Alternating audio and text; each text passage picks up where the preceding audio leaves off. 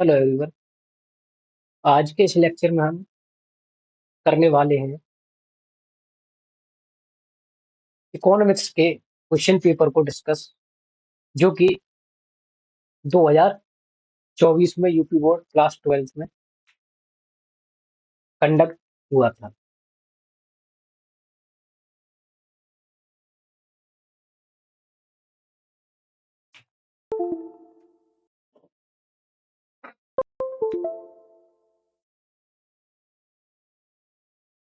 तो अगर मैं इसकी बात करूं तो देखिए, क्वेश्चन दिखा देते हैं पहले आपको, जो कि क्वेश्चन आया था एग्जाम में। देखो, क्वेश्चन पूछा गया था कि मांग वक्र का संबंध क्या व्यक्त करता है, यानी क्या बताता है ना।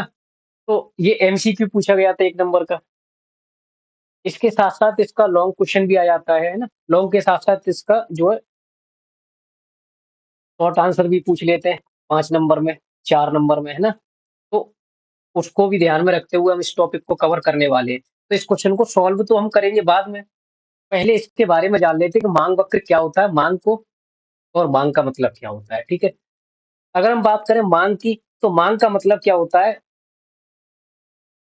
कि उपभोक्ताओं की किसी दी हुई वस्तु और वस्तु को खरीदने या फिर उसको उपभोग करने की इच्छा और क्षमता को जो हम बात करते हैं, यानी कि हमारी खरीद किसी भी कस्टमर की, उपभोक्ता की किसी भी वस्तु को खरीदने की इच्छा और क्षमता, जिसको हम जानना चाहते हैं, है ना, उसी को हम जो है मांग बोलते हैं। अगर सिंपल लैंग्वेज में मैं आपको समझाने की कोशिश करूं तो देखो, इसका मतलब होता है कि मांग की अगर मैं बात करूं तो मांग का मतलब होता है कि एक तो व्यक्ति की इच्छा होनी चाहिए, है ना। इच्छा के साथ साथ उसके पास पर्याप्त साधन होनी चाहिए। पर्याप्त साधन का मतलब क्या है, तो उस वस्तु की जो वो इच्छा जाहिर करता है प्राप्त करने की, है ना, वो वस्तु खरीदने के लिए उसके पास वो रिसोर्सेस अवेलेबल होने चाहिए कि वो उस वस्तु को खरीद सकता है। प्लस व्यय करने की क्षमता भी, व्यय करने की क्षमता, है ना। अब देखो, करने की क्षमता अगर मैं इसकी बात करूं तो देखो कैसे समझ सकते हैं आप, कि सबसे पहले तो मेरी एक इच्छा होनी चाहिए और मेरे पास उस वस्तु को प्राप्त करने के लिए साधन होने चाहिए, और उन साधनों को मैं खर्च करने के लिए भी तैयार हूं। उसको हम बोलते हैं जो है मांग। ठीक है, वहीं अगर हम और आगे देखते हैं तो जैसे इन्होंने एग्जाम्पल की बात करी, तो एग्जाम्पल का मतलब क्या होता है कि किसी वस्तु की कीमत में वृद्धि से, ये तो नॉर्मली आपने देखा होगा कि किसी भी वस्तु की अगर कीमत बढ़ जाती है, जैसे ही किसी भी वस्तु का प्राइस जो है वो इंक्रीज हो जाता है, वैसे वैसे उसकी जो डिमांड होती है, तो डिमांड का क्या होता है, डिमांड घट जाती है उससे, है ना। उससे डिमांड क्या होती है, हमारी डिक्लाइन हो जाती है, यानी कि डिक्रीज हो जाती है। तो खरीदने की मांगी जाने वाली मात्रा में क्या होता है, फिर कमी हो जाती है। जैसे कि मान लो कोई चीज आज 10 रुपए की थी, तो मैं दस दो वस्तुएं खरीदता था। वहीं अगर 10 की जगह उसका प्राइस बढ़कर कितना हो जाता है, 12 हो जाता है, तो अब मैं कितनी खरीद पाऊंगा, सपोज करिए एक वस्तु खरीद पा रहा हूं मैं, है ना। तो इनवर्स रिलेशन होता है इसमें, यानी कि विपरीत संबंध पाया जाता है जब भी प्राइस और डिमांड की हम बात करते हैं। तो मांग में तो ये होता है, ये मांग के नियम की बात कर रहा है, ये मांग का नियम होता है। ठीक है, ये मांग के नियम में देखा जाता है। वहीं अगर मैं और आगे बताऊं आपको, तो यह वस्तु की कीमत और उपभोक्ता द्वारा मांगी जाने वाली मात्रा के बीच विपरीत संबंध बताता है। यानी किस किस चीज के, देखो जो क्वेश्चन बनते हैं वो ये इसी टॉपिक से बनते हैं कि वस्तु की कीमत और उपभोक्ताओं द्वारा मांगी जाने वाली मात्रा, यानी मात्रा और वस्तु की कीमत को व्यक्त करता है हमारा मांग वक्र भी। ठीक है, और इनमें विपरीत संबंध पाया जाता है। आमतौर पर अगर हम देखते हैं तो मांग का नियम इसी रूप में जाना जाता है कि नीचे की ओर ढलान वाली रेखा द्वारा ग्राफिक रूप में दर्शाया जाता है। जैसे कि देखो, अगर मैं यहाँ पर बताऊं आपको, तो यहाँ पे सपोज करिए प्राइस है, प्राइस मतलब कीमत है ना। कीमत के बाद और यहाँ पर मैं जो है वस्तुओं को डिनोट कर देता हूँ, है ना। यहाँ पर वस्तुओं को डिनोट कर देता हूँ मैं।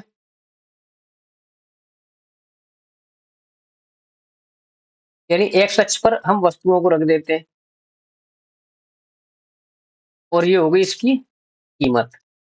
अब कीमत अगर मैं यहाँ पर बनाऊँ तो जैसे 10, 5, 10, 15, 20 और वस्तुओं की इकाइयाँ रख देते हैं हम यहाँ पर। तो अब अगर कीमत मान लो ₹5 थी, तो मैं कितनी वस्तुओं का परिचय कर रहा था? सपोज़ करिए 4। जैसे ही कीमत 10 हो गई, तो अब मैं कम खरीद पाऊँगा, है ना? कम खरीद पाऊँगा वस्तु, वहीं कीमत और ज़्यादा बढ़ गई तो और कम खरीद पाऊँगा। तो आप कैसे भी रिलेशन देख सकते हैं कि चाहे तो वस्तुओं की कीमत गिरने पर हम अपनी जो खरीदने की क्षमता है, वो बढ़ा लेते हैं। तो ये डिमांड कर्व जो होता है, वो हमारा नीचे की ओर गिरता हुआ होता है, यानी कि नीचे की ओर गिरता हुआ क्यों है? क्योंकि वस्तुओं की खरीदने की मात्रा क्या हो रही है हमारी, ये इधर साइड में शिफ्ट हो रही है ना, बढ़ रही है, 1 से 2 हो गई, 2 से 3 बढ़ रही है। क्यों? क्योंकि कीमत इनकी क्या हो रही थी? कीमत इनकी गिर रही थी। तो जैसे-जैसे कीमत गिर रही है, वैसे-वैसे खरीदने की इच्छा क खरीदने की मात्रा हमारी वस्तुओं की बढ़ रही है। इसीलिए ये वक्र जो गिरता हुआ होता है। क्यों? क्योंकि हमें इधर साइड में शिफ्ट हो रहे हैं हम, तो सीधी-सी बात है कि ये वक्र भी हमारा इधर ही साइड में शिफ्ट होने लगेगा। ठीक है जी?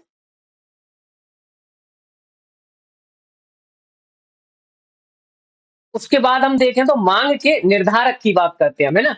माँग के निर्धारक मतलब कि किसी भी वस्तु की माँग कोई भी व्यक्ति करता है, तो कौन-कौन सी चीज़ें ऐसी होती हैं, जिससे कि उसकी माँग को हम डिसाइड करते हैं कि वो वस्तु की माँग कर रहा है ना? या फिर हम बात करें कि आज मैं अगर किसी भी वस्तु को खरीदने की इच्छा ज़ाहिर करता हूँ, तो किस-किस चीज़ का फ़र्क उस पे पड़ सकता है? यानी कि ये फैक्टर क्या-क्या हो सकते हैं, जिससे मैं अपने खरीदने के डिसीज़न को, अपनी माँग के डिसीज़न को जो है वो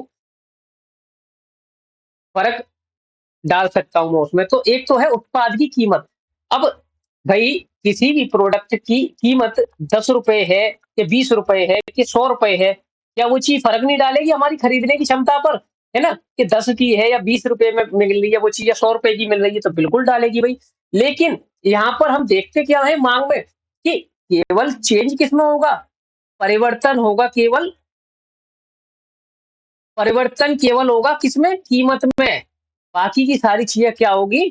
कीमत में तो परिवर्तन होगा, बाकी की सारी चीज़ें क्या होगी? वो फिक्स रहेगी, यानी कि स्थिर रहेंगी, वो उनमें कोई भी परिवर्तन नहीं होता है। यदि अन्य सभी कारक स्थिर या बराबर रहते हैं, तो लोग जो है निर्णय लेने के लिए मूल्य को एक पैरामीटर के रूप में उपयोग करते हैं। अब मान लीजिए जैसे कि किसी भी वस्तु का केवल प्राइस चेंज होता है, ना तो मैं अपनी इनकम, मेरी इनकम चेंज हो रही है ना? ना ही वो वस्तु की क्वालिटी चेंज हो रही है, ना ही कोई मौसम में परिवर्तन हो रहा है। तो मैं भाई प्राइस को ही तो देख के चलूँगा ना, कि प्राइस बढ़ रहा है उसका या फिर घट रहा है। उसी के आधार पे चलूँगा मैं, और माँग का नियम भी आप ध्यान रखेंगे तभी फॉलो होता है। जब कीमत में तो परिवर्तन हो, लेकिन बाकी के सारे फैक्टर जो फिक्स रहे, यानी कि स्थिर रहे, है ना? इसका मतलब है कि माँग में वृद्धि मूल्य में कमी के बाद होती है। माँग में वृद्धि कब होती है? जब मूल्य में कमी हो जाए, तभी तो हम माँग में वृद्धि करेंगे ना, कि मूल्य में हो जाए कमी और माँग हमारी क्या हो जाएगी इससे? माँग हमारी इससे इंक्रीज़ हो जाएगी, और माँग में कमी समान वस्तुओं की कीमत में वृद्धि के बाद होती है ना? कि माँग में हमारी में कमी कब होगी? जब इसका प्राइस बढ़ जाएगा, तो हमारी माँग कम हो जाएगी। सिंपल सी बात है। सेकंड पॉइंट में बात करें तो उपभोक्ताओं की आय, कि भई मेरा इनकम लेवल, आज मैं अगर ₹10,000 कमाता हूँ, तो मैं खरीदने में, मान लीजिए कुछ वस्तुएँ परिचय करता था मैं, वहीं 10,000 की जगह अगर ₹20,000 कमाने लगता हूँ, तो मेरा खरीदने का जो स्वभाव है वो परिवर्तन नहीं हुआ क्या? है ना? बिल्कुल होगा। क्यों? कि आज मैं जो वस्तु खरीदता हूँ, उसमें परिवर्तन करूँगा मैं ज़रूर से, है ना? तो वो चीज़ भी फैक्टर डालती है कि बढ़ती आय से उपभोक्ता द्वारा माँगी जाने वाली वस्तुओं की मात्रा में भी क्या होती है?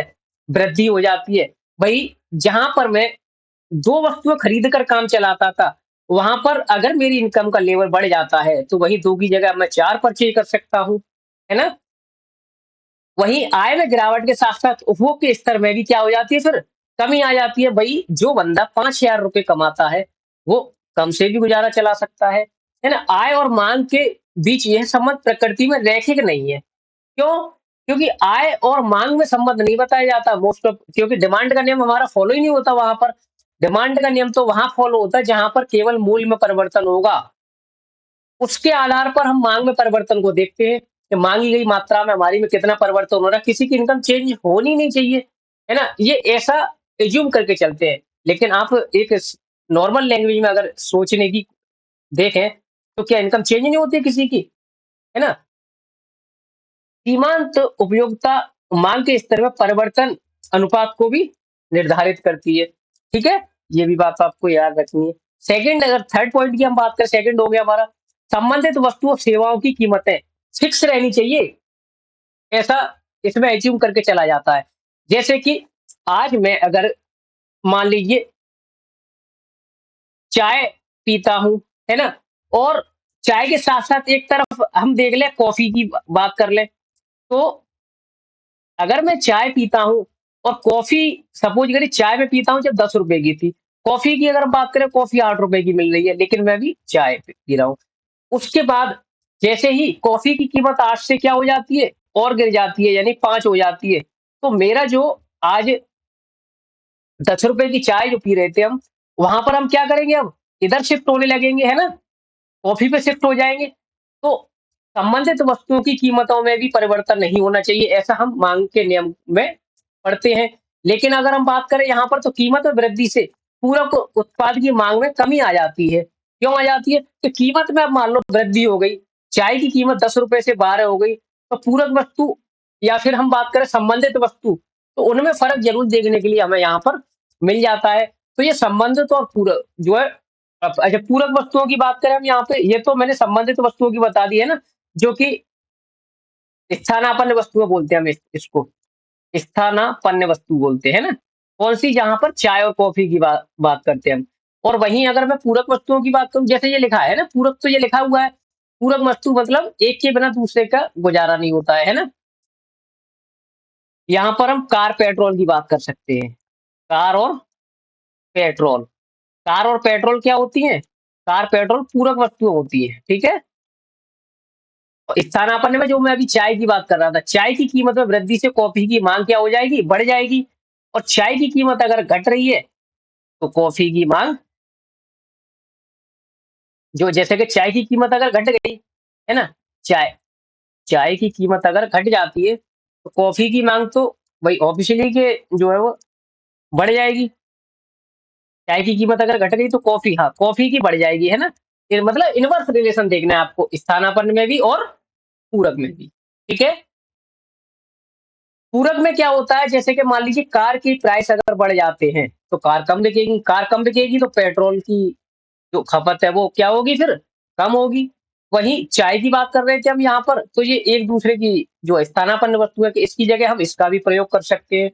इनसे सेपरेट क्वेश्चन भी आ जाता है, ये बात जो है आपको याद रखना पड़ेगा, है ना? कि पूरक और स्थानापन्न वस्तुएँ क्या होती हैं। पूरक में कार और पेट्रोल का एग्ज़ाम्पल ले सकते हैं आप। एक एग्ज़ाम्पल और ले सकते हैं आप, पेन और स्याही का, है ना? ठीक है? उसके बाद उपभोक्ता की अपेक्षाएँ, अपेक्षाओं का मतलब जो हम एक्सपेक्ट करके चलते हैं ना, कि ये चीज़ ऐसी होनी चाहिए, उसकी बात कर रहे हैं अपेक्षाओं की, ठीक है? तो अधिक आय की उम्मीद या फिर वस्तुओं की कीमत में वृद्धि की उम्मीद से माँग वक्र की मात्रा में क्या हो जाती है? वृद्धि हो जाती है। भई इसका मतलब क्या हो गया? जैसे कि आपको लगता है कि किसी भी वस्तु का प्राइस आगे जाके क्या हो जाएगा? इंक्रीज़ हो जाएगा। तो जब आपको ये लग रहा है कि आगे जाके उस वस्तु का प्राइस इंक्रीज़ हो जाएगा, तो तुम आज ही उस वस्तु को खरीद के रख लेते हो, है ना? तो ये भी चीज़ें हो जाती हैं। लेकिन ऐसा हम माँग के नियम में नहीं पढ़ते हैं। ये सारे पॉइंट जो मैं आपको बता रहा हूँ ना, ये माँग पे फ़र्क डाल रहे हैं हमारे पे। लेकिन जब हम माँग के नियम को पढ़ेंगे, तो माँग का नियम जब हम पढ़ेंगे ना, तो ये उसकी क्या हो जाएँगी? एक्सेप्शन हो जाएँगी, है ना? कि ये सारी चीज़ें नहीं होनी चाहिए, तभी हमारा माँग का नियम फ़ॉलो करता है ना? तो ये उसकी जो है वो एक्सेप्शन हो जाएगी। अब इसी तरह कम आय या फिर वस्तु की कीमत में कमी की उम्मीद से माँग क्या हो जाएगी, हमारी माँग में भी कमी आ जाएगी। अच्छा, बाज़ार में खरीदारों की संख्या अगर बढ़ती-घटती है, तो उससे भी हमारी माँग पे जो है फ़र्क पड़ जाता है, उससे भी बहुत बड़ा प्रभाव पड़ता है कि जैसे-जैसे संख्या बढ़ती जाती है, माँग माँग भी हमारी क्या होती है, उससे बढ़ जाती है। इसके अलावा यह बात वस्तुओं की कीमतों में होने वाले बदलावों पर भी जो है लागू होती है। अब अगर हम एक क्वेश्चन देखें यहाँ पर, तो देखो क्या है कि पेट्रोल की कीमत में वृद्धि हो गई, मान लो पेट्रोल की कीमत बढ़ गई, तो कार की मांग में क्या फर्क पड़ेगा, है ना? ये तो इसकी कीमत है, कीमत क्या हो रही है, इसकी बढ़ रही है, ठीक है? कीमत बढ़ गई, तो कार की मांग में क्या फ़र्क पड़ेगा? भई कीमत बढ़ गई, तो सीधी-सी बात है कि कार है क्या है, कम बिकेगी, है ना? तो कार की मांग में क्या कमी आएगी? वास्तव में बिल्कुल कमी आएगी, क्योंकि भई पेट्रोल महँगा हो गया है ना? क्वेश्चन हमारा यही था कि मांग वक्र क्या संबंध प्रकट करता है हमारा? तो मांग में हम क्या देखते थे? लागत को देखते हैं, लागत को नहीं देखते। यहाँ भी लागत लिखा हुआ है ना? विक्रय के बीच को समय विक्रय की हमने बात पढ़ी नहीं थी। हमने देखा था कि मांग और कीमत के बीच संबंध जो बताता है वो हमारा मांग वक्र होता है, ठीक है? यही क्वेश्चन था हमारा। अब मांग वक्र क्या होता है उसको भी पढ़ लेते हैं कि मांग वक्र वो होता है जहां पर अर्थशास्त्र में इस्तेमाल किया जाने वाला एक रेखा ग्राफ होता है। रेखा ग्राफ मतलब कि ये हमारी एक्स है अच्छे और ये हमारा वाई है ना, वाई और एक्स हो गया। यहाँ पर हम रखते हैं कीमत को, यहाँ पर रखते हैं मांग को। तो कीमत अगर हमारी यहाँ से यहाँ शिफ्ट हो रही है, यानी कि 10 से अगर कीमत 5 हो रही है मेरी, तो जैसे कि 10 कीमत थी, तो मैं मेरा मांग वक्र ये था। कीमत गिर गई तो मेरा मांग वक्र क्या हो गया? तो राइट साइड शिफ्ट हो गया, यानी कि राइट साइड शिफ्ट हो गया। ये मेरा डिमांड कर्व है ना? तो डिमांड कर्व मेरा राइटवर्ड शिफ्ट हो गया। तो यहाँ पर वस्तु की कीमत और वस्तु की मांग को जब हम दर्शाते हैं रेखा चित्र के द्वारा, उसी को हम मांग वक्र बोलते हैं। ठीक है? अब मांग वक्र का उपयोग कीमत और मात्रा के बीच संबंध बताता है। देखो कीमत ये गई और मात्रा, मांग की मात्रा, इसको बोलते हैं मांग की मात्रा। इन दोनों के बीच के संबंध को प्रकट करता है कि कीमत बढ़ने पर हमारी मांग की मात्रा क्या हो जाएगी? घट जाएगी। भाई 5 से अगर मान लो कीमत 10 हो गई, तो मैं यहाँ की जगह मैं यहाँ पर परचेज करूंगा अपनी वस्तुओं को, है ना? और वहीं कीमत अगर बढ़ जाती है या फिर कीमत कम हो जाती है, कीमत कम हो जाएगी तो मैं ज्यादा खरीद सकता हूँ। तो मांग वक्र मेरा राइट साइड शिफ्ट हो जाएगा या फिर लेफ्टवर्ड शिफ्ट हो सकता है ना? ये गया जैसे कि ये तो प्राइस है मेरा, ये मांग की मात्रा है,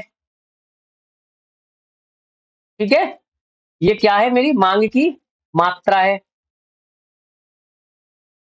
अब जैसे-जैसे मेरी कीमत जो नीचे गिरेगी, वैसे-वैसे मैं राइट साइड शिफ्ट हो जाऊँगा, यानी मेरा मांग वक्र जो है वो राइट साइड की तरफ जाएगा, ठीक है? और जहाँ पर सप्लाई और डिमांड मैच कर जाती है, उसी को इक्विलिब्रियम पॉइंट बोलते हैं, है ना? ये हम अलग से सेपरेट क्वेश्चन पढ़ेंगे इसका, उसमें दिखाएँगे आपको। मांग वक्र बनाने की अगर हम बात करें, तो मांग वक्र जो होता है, वो मांग अनुसूची पर आधारित होता है। मांग अनुसूची का मतलब जैसे कि जब प्राइस ₹10 था, तो मैं 1000 वस्तुओं की डिमांड करता था। जब प्राइस गिर गया, तो मैंने और ज़्यादा परचेज़ करने की क्षमता बढ़ा दी। जैसे-जैसे प्राइस का लेवल क्या हो रहा है, गिर रहा है, तो मेरी जो खरीदने की क्वांटिटी डिमांडेड है, यानी माँग की मात्रा है, वो क्या हो रही है ये बढ़ रही है, इनक्रीज़ हो रही है ये इससे, है ना? उसी को हम दिखाते हैं माँग वक्र की हेल्प से। तो डिमांड कर्व क्या हो रहा है मेरा? मेरा demand curve right side shift हो रहा है, ठीक है? कि जब कीमत ₹10 थी, तो मैं कितनी वस्तुएँ परचेज़ कर रहा था? मैं 1000 वस्तुएँ परचेज़ कर रहा था। जब कीमत 8 हो गई, तो मैं कितनी वस्तुएँ परचेज़ करने लगा? 1000 से ज़्यादा करने लगा। जब कीमत ₹6 हो गई, तो मैं और ज़्यादा परचेज़ करने लगा, है ना? जब कीमत और गिर गई, तो मैंने और बढ़ा दी। तो ये क्या हो रहा है? ये माँग वक्र मेरा जो है वो नीचे की ओर गिर रहा है। गिरने का मतलब क्या हो गया कि क्वांटिटी डिमांडेड, यानी मांग की मात्रा बढ़ रही है, इसीलिए तो गिर रहा है, क्योंकि मुझे इधर की साइड में बनाना है अपना मांग वक्र, है ना? और इधर बनाऊंगा मैं तो ऑब्वियसली ये जो है नीचे की ओर ही गिरेगा, ठीक है? अब वक्र में बदलाव की बात अगर हम करें यहाँ पर, तो वक्र में बदलाव कैसे होता है कि मांग वक्र में बदलाव उपभोक्ता की रुचि से पूरी तरह से प्रभावित होते हैं। कि भाई मान लो मेरी रुचि किसी वस्तु में बदल गई, तो मेरा मांग वक्र भी बदल जाएगा। कि आय के स्तर में परिवर्तन हो गया, तो मांग वक्र शिफ्ट हो जाएगा। कि उच्च आय स्तर मांग वक्र के बाहर की ओर खिसका की ओर ले जाता है। जैसे कि ये है, यहाँ पर वाई है और यहाँ पर एक्स है। एक्स पे मात्रा है वस्तु की खरीदने की, और ये क्या है? ये कीमत है। अब मेरी इनकम अगर बढ़ जाती है, मान लीजिए जब कीमत ₹10 थी, और मैं परचेज कर रहा था 5 वस्तुएँ। जब मेरी कीमत बढ़ गई, तो मैं ज़्यादा खरीदने लगूँगा ना। अब मान लीजिए मैं ये इतनी वस्तुएँ खरीद रहा था और कीमत लेवल अगर मेरा बढ़ जाता है, तो मैं यहाँ पर शिफ्ट हो जाऊँगा, यानी कि मैं और ज़्यादा वस्तुएँ खरीद लूँगा। क्यों? क्योंकि मेरी इनकम बढ़ गई है। जब आय में वृद्धि होती है, तो सामान्य वस्तुओं या फिर सेवाओं की माँगों में क्या हो जाती है? वृद्धि हो जाती है। और जब मेरी आय का स्तर निम्न हो, यानी कि जब मेरी इनकम कम होगी, मान लीजिए मैं जब ₹500 कमा रहा था, तो मैं यहाँ पर परचेज़ कर रहा था, और जब मैं कम कमाने लगूँगा, तो मैं अंदर की ओर शिफ्ट हो जाऊँगा, है ना? तो बाहर की ओर शिफ्ट होना और अंदर की ओर शिफ्ट होना, ये हमारे आय के स्तर पे देखता है, यानी कीमत में चेंज नहीं हो रहा, केवल चेंज किसमें हो रहा है? हमारी इनकम लेवल में। बाज़ार के आकार में भी परिवर्तन, कि बढ़ते बाज़ार आकार माँग वक्र के बाहर की ओर खिसकाव करते हैं। ये जो है ना हमारा, ये इनकम बढ़ रही है, तो भी बाहर की ओर खिसक रहा है हमारा माँग वक्र, और जैसे-जैसे बाज़ार का आकार बढ़ रहा है, तो भी हमारा माँग वक्र जो है बाहर की ओर ही खिसकता है। ये भी बात आपको याद रखनी है कि अधिक उपभोक्ताओं के कारण बाज़ार का आकार क्या हो जाता है? बड़ा हो जाता है। इससे माँग क्या हो जाती है? बढ़ जाती है। माँग बढ़ रही है, तो सीधी-सी बात है कि हमारा माँग वक्र बाहर की ओर ही खिसकेगा, है ना? संबंधित वस्तुओं की कीमत में परिवर्तन से भी, कि जब पूरक वस्तुओं की कीमत कम हो जाती है, तो माँग वक्र भी बाहर की ओर खिसक जाएगा। पूरक की बात हम करें, तो जैसे कि कार की या फिर पेट्रोल की कीमत में कमी हो जाए, तो माँग क्या हो जाएगी फिर उससे? माँग बढ़ जाएगी। जब भी माँग बढ़ रही है, उसी पॉइंट पे हम बोल सकते हैं कि हमारा माँग वक्र बाहर की ओर खिसक रहा है। ठीक है? तो ये कई सारे पॉइंट थे आपके मांग वक्र में खिसकने के, है ना? और देखो, मांग वक्र को प्रभावित करने वाले कई सारे पॉइंट होते हैं, जिसमें कि मैंने आपको बताया कि उपभोक्ताओं की रुचि फैशन में परिवर्तन हो जाता है ना? ये कुछ पॉइंट आप जो है यहाँ पर नोट कर सकते हैं। जैसे कि लिखवाऊँ मैं आपको यहाँ पर, तो यहाँ लिख सकते हैं आप।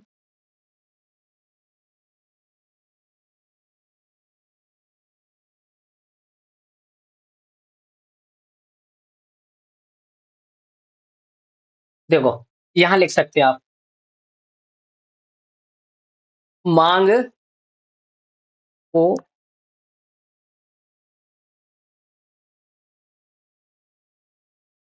प्रभावित करने वाले घटक, प्रभावित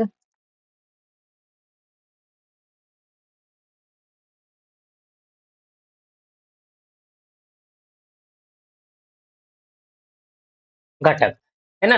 पहला मैंने बोला था वस्तु का मूल्य। वस्तु का मूल्य घटेगा, बढ़ेगा, फ़र्क पड़ेगा, ठीक है? वस्तु के मूल्य के साथ आप लिख सकते हैं सेकंड पॉइंट, उपभोक्ताओं की जो रुचि होती है ना? रुचि, फैशन, फैशन के साथ-साथ उनकी पसंद बिल्कुल फ़र्क डालेगी। तीसरा पॉइंट आप लिख सकते हैं संबंधित वस्तुओं की कीमत, है ना? उसमें आप लिख लेना कि पूरक वस्तुएँ होती हैं, स्थानापन्न वस्तुएँ होती हैं, है ना? वो सारी चीज़ें। उसके बाद जलवायु मौसम में परिवर्तन, यानी कि जलवायु मौसम में परिवर्तन लिख सकते हैं आप। मौसम में परिवर्तन को लिख सकते हैं आप, ठीक है? मौसम परिवर्तन होने से भी फ़र्क पड़ता है ना? या फिर जनसंख्या में परिवर्तन लिख सकते हैं आप एक, जनसंख्या परिवर्तन लिख सकते हैं आप, ठीक है?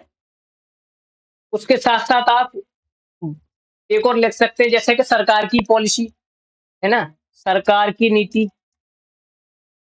सरकार की नीति में आप आ सकते हैं, जैसे कि इनकम टैक्स। अब मान लो आपको ये महसूस लग रहा है कि आने वाले समय पर इस चीज़ पर टैक्स का रेट बढ़ जाएगा, तो उससे भी माँग हमारी जो प्रभावित होती है ना?